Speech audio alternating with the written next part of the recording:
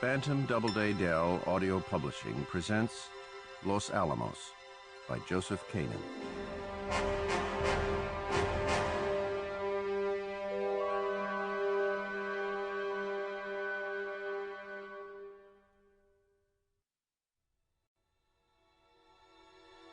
A Mrs. Rosa Ortiz found the body. She was used to getting up with the sun, but this morning she was early, too early even for Mass. So she took the long way, cutting through the park along the Alameda, where mist was still rising from the old riverbed. If she had been hurrying, she might have missed it, but as it happened, she was walking slowly, enjoying the first light. She had not heard it rain during the night, so the moisture on the trees surprised her, and she stopped once to look at the shine on the leaves. The sky was already a sharp, cloudless blue, promising heat. It was when she glanced down from the sky, temporarily blinded, that she saw the shoes. The legs were sticking out from the bushes, and her first impulse was to hurry away and let him sleep it off. Pobrecito, too drunk to come out of the rain, she thought as she passed. But it was a disgrace all the same, sleeping by the Alameda, like the Indians hunched over in the plaza, pretending to sell blankets. Then she stopped and turned around. The legs were wrong, twisted one on top of the other. No one could sleep like that. She moved closer to the bush, slowly pushed a branch aside, then gasped. In that second she took in the head, splotched red from the blood, with its mouth fixed open, still trying to draw in air. It was the only recognizable feature left in the face. But what shocked her was his body. The trousers had been pulled down below the knees, exposing his genitals. Sergeant O'Neill had never seen a corpse before. There had been murders in Santa Fe, mostly Mexicans with knives solving domestic arguments, but he had never been assigned one. The last real murder, during a jewel robbery, had happened while he was fishing in the mountains. So the man in the park was his first official corpse, and it made him sick. "You all right, Tom?" Chief Holliday asked him while the photographer snapped pictures. Inevitably, Holliday was Doc. O'Neill nodded, embarrassed. "He's a mess, all right. Where's Doc Ritter, anyway?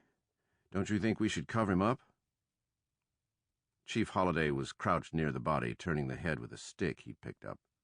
"Oh, don't be so squeamish. He doesn't mind. Christ, look at this." The back of the man's head was crusted over with blood and pulp. "Here's where he got it. The face looks like decoration. Maybe a few good kicks just for the hell of it." O'Neill was writing in his pad. "Weapon? Hammer, wrench, could have been any blunt instrument. Anyway, it cracked his skull. Funny, though. There's not much blood around. You'd think to look at him he wouldn't have any left. It rained last night. Maybe it washed away. Maybe. No ID. Boys find a wallet or keys or anything further along?" "Nothing. They've been checking up and down the Alameda. Broken bushes here where we found him, but that's it." Holliday looked up at him. "Great. John Doe for sure, then." "So, what about the pants?" Sergeant O'Neill asked. Holliday looked at him, amused. "Well, what the hell do you think, Tommy?" "You mean like that guy in Albuquerque? We never had nothing like that here." "We do now," Holliday said, gesturing towards the man's groin. "Looks like he's been kicked there, too." He moved the testicles to one side with the stick. "A little discolored, don't you think? He's circumcised, by the way." "I noticed. I mean for the report." "Oh," O'Neill said, jotting it down. "And this is interesting," Holliday said, poking tentatively at the man's mouth. "He's got a full plate here. No teeth at all. Kinda young for false teeth. Well, at least we got a motive. Probably isn't used to them and bit down too hard on the other guy's dick." By the time the coroner arrived, O'Neill had already completed the area search and still not found anything. "What have you got here, Ben?" Doc Ritter said, using Holliday's real name. "Been a long time since I've been called out on a murder. Who is he?" "No idea. No identification on him. Clothes don't tell me anything. Civilian, but he could be on leave. Maybe a tourist. Yeah, welcome to Santa Fe, where the old world meets the new. Not too many in April, though, usually. Not since the war, that's for sure. I'll check the hotels, though, just in case. It'll give him something to do. Maybe he's from the Hill. Holliday sighed. Don't say it. We'd have the whole fucking army breathing down our necks in that case. Better call post security anyhow. Maybe they got someone missing. Well, I'll tell you.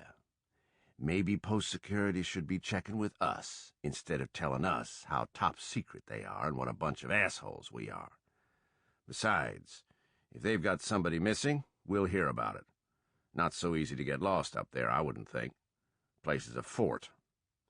Meanwhile, all I've got here is a John Doe with a cracked skull. A month ago, some queer down in Albuquerque gets knifed, and it makes all the papers, and now I've got a boy looks like he was up to the same fun and games. So, before I take on the U.S. Army and all the crap we usually have to take from our secret project friends, I think I'll have a little talk with Albuquerque and see if they'd like to take this off our hands.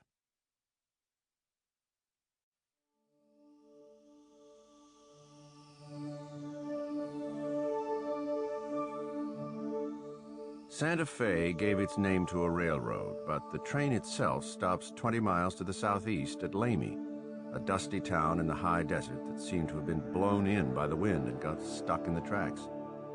Michael Connolly thought he'd arrived in the middle of nowhere. The train had been crowded, a sea of uniforms and businessmen with travel priority and women holding children in their laps.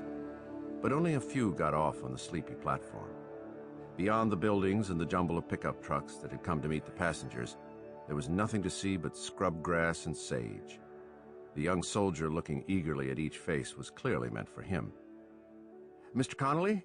he asked finally, when the passengers had dwindled to an unlikely 3. "Yes?" "Sorry, sir. I was looking for a uniform." "They haven't got me yet," Connolly said, smiling. "I'm just liaison. Is this really Santa Fe?" The soldier grinned. "It gets better. Help you with that?" he said, picking up Connolly's suitcase. "We're right over here." The car was a Ford, still shiny under a blanket of dust. "So, what's on the program?" Connolly asked. "First we'll get you checked in at Santa Fe. Mrs. McKibben will have your stuff. Then my orders are to get you up to the Hill ASAP. General Groves wants to see you before he goes back to Washington tonight." "Is the Hill a code name?" The soldier looked slightly puzzled. "I don't think so. I never heard that anyway. It's a mesa, really, a flat-topped hill. It's just what everybody calls it." "You must be Mr. Connolly. I'm Dorothy McKibben," the woman at the desk said, shaking hands. "You certainly have picked a crazy day. Of course, they're all crazy one way or another." She handed him a manila envelope. "I had to get this together in a hurry, but I think it's all here. ID, ration card, driver's license. No names, of course. We just go by numbers up on the hill. Local stores are used to this, though, so you shouldn't have any problem. Try not to get stopped for speeding, though. The police have a fit writing out a ticket to a number. You've been cleared for a white badge. That allows you into the technical area, so you'll be able to go anywhere. And you'll have your own car." She raised an eyebrow. "That's pretty unusual around here, so you must be important, I guess."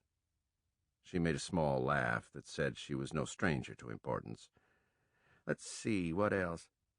Security officer will give you your housing assignment up top, but all mailed to P.O. Box 1663, Santa Fe. No other address.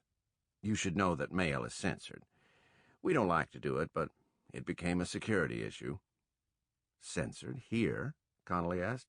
She smiled. "Dear me, no. I'm not that much of a busybody. Army censors off-site.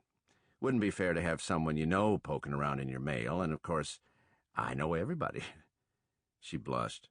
"I didn't mean to brag or anything. It's just what I do.